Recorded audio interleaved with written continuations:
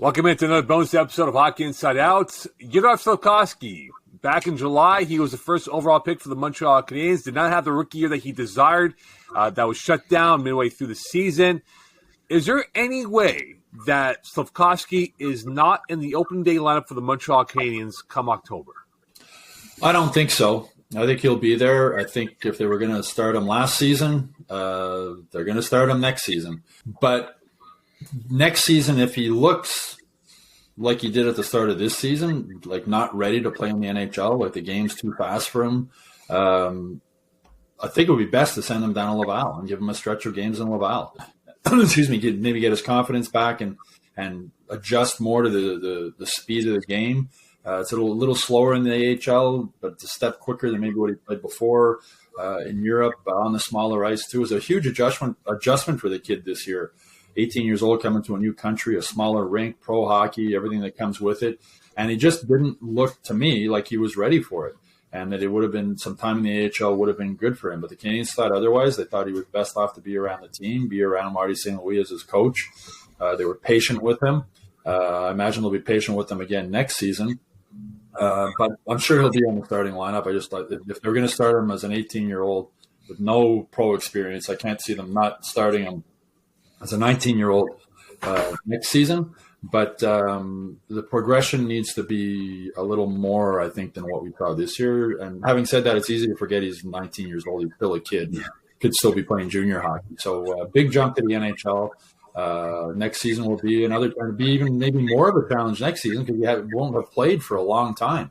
It's going to be a long break between him seeing any action because of his knee injury. So it'll be interesting to see how he does next season when things start up.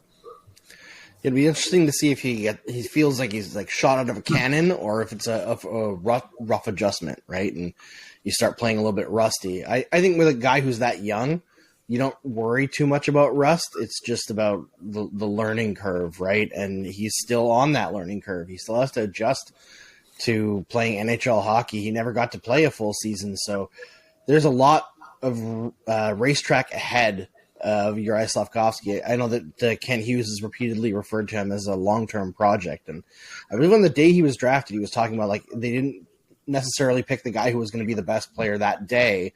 They were looking at the best player 5 years from now. So they're looking at Juraj Slafkovsky developing into a power forward in his prime years. And that's something to be considered for sure. But obviously everybody wants to see some progress. This year, he got to be pretty much the only guy from that draft who played consistently in the National Hockey League. Next year, he might have some competition as, Shane Wright's probably knocking at the door in Seattle, having a strong junior year this year, playing in the American Hockey League in the playoffs. But, yeah, the pressure is going to be more on Slafkovsky next year. I think that's the biggest takeaway is he already put pressure on himself, talking about how he wants to be a more complete player next year. At least he didn't pull a Chris Higgins, though.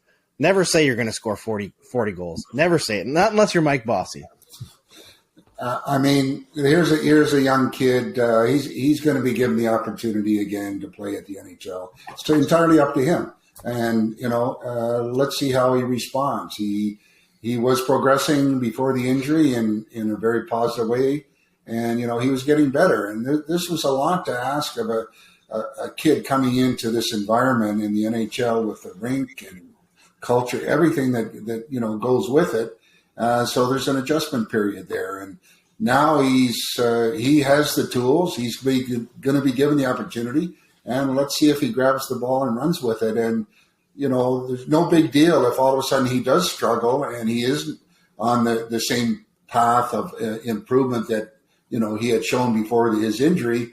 Then get down to Laval and do your thing down there and hone your skills and be ready to come back up when you get your A game going. But young kid, great tools. Let's let this kid have an opportunity, and I believe that they will at the NHL level. And if it doesn't work out, they have that flexibility to put him to the minors and let him do his thing there and figure things out. But it's going to be nice to see this big young guy develop, and hopefully he's going to get his good game forward, and be an impact player for the Montreal Canadiens. Yeah, Andrew, you made an interesting point there when Ken Hughes telling his scouts for the draft, we don't want the player who's the best player now. We want the player who's going to be the best player 3-4 years down the road, which makes it more surprising that they felt the need to keep Slafkovsky with the Canadiens as long as they did.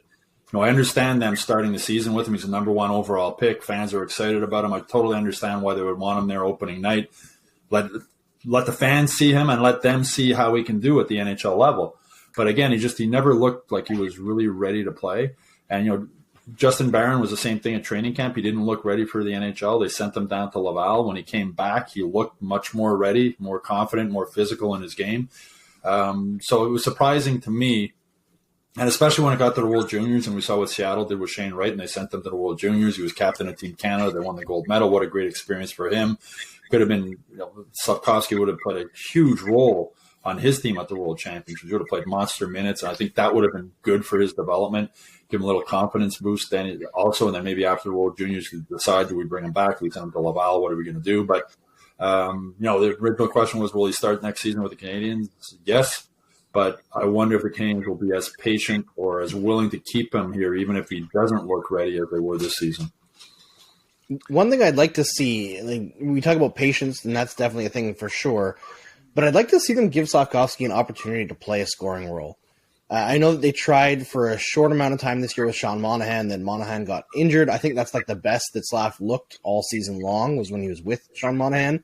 But stick him with Kirby Dach to start the season next year. Having a second line to start the season of, say, Dach, Slafkovsky, Anderson, that's a lot of big boys to deal with. And I think, speed creates some space. The control that Dach has along the boards could benefit Slafkovsky as well. That's the kind of thing I'd like to see them try, as opposed to, sticking him with Jake Evans. And I like Jake Evans a lot, but it was pretty clear that Jake Evans and Juraj Slafkovsky, their games didn't mesh together, right? They just don't have the same style, and it consistently didn't work. So I'd like to see them stick him with a scoring center to play 20, 25 games to see if he'll bring more of that offense out of him at even strength, because they just didn't get that opportunity this year. I know they were trying to slow roll him, but at a certain point you got to give him the 15, 16 minutes a night with good players. And, injuries, of course, play a role in that too. Well, I know a couple of days before the draft, when they had all the top prospects in old Montreal, and I asked Slafkovsky why the Canadiens should draft them, and he mentioned playing with Suzuki and Caulfield on that line. And I'm sure that's part of the thinking behind why the Canadiens did draft them. That'd be your number 1 line, and we never really got a chance to see that. So, yeah, that would be interesting if they do keep him next season. Do they give him a chance to play on that line for 2, 3, 4 games and see what he can do? Very quickly here, guys. We should see Slafkovsky at the rookie camp in early summer. Should he be the gem among the crown jewels and be a dominant force during that 3-4 day window when he's with his fellow rookies or first-year players going through that summer session for the Habs? Oh, for sure. For sure. I mean, rookie camp last year, Philip Massar stood out more to me than Slafkovsky did. And so did Lane Hudson on defense, and Farrell also. Those 3 guys really stood out with their skill level. I'm thinking back to a few years ago when it was Jordan Harris who really stood out to me at the rookie camp. Slafkovsky stood out to me mainly for being huge as opposed to anything else. You'd see little spurts about, why, the first couple of strides when he takes off or when he let go of the shot. But yeah, I mean, if he's coming back and they bring him to the rookie camp next year, he should be dominating when he goes there. I remember Cole Caulfield's first rookie camp. He came down the wing, fired a shot, and everybody in the press row and Brossard went, "Wow, man, this kid can shoot the puck." So yeah, if he's got that would be he should be pumped up for that. If he comes, I mean, last year, the rookie camp in his defense, he had been through a lot. He came over here. There was the draft. There was the celebration over the draft. I'm sure he was having a good time with some friends. He was young. Everything was new. Everything was coming at him 100 miles an hour. So it would have been more of a difficult situation. But going to next year's camp, he should really be ready for that. Well, Slafkovsky's big highlight from last year's rookie camp, I remember, was him dangling through the middle and some guy tried to take his head off and they just bounced off of him, right? So maybe this year we want to see Slafkovsky keep his head up a little bit and just evade that hit instead. Sure, you can take it, kid. But as I know Arbor Jack-I mentioned on the Chris Nyland's podcast earlier this year that it was a continual issue, and Jack-I said, he can keep getting his head down, and I'll keep defending him. He buys me dinner. So hopefully he won't have to buy so many dinners for Arbor Xhekaj next year. Well, at rookie camp, they bounce off him. In the NHL, they don't.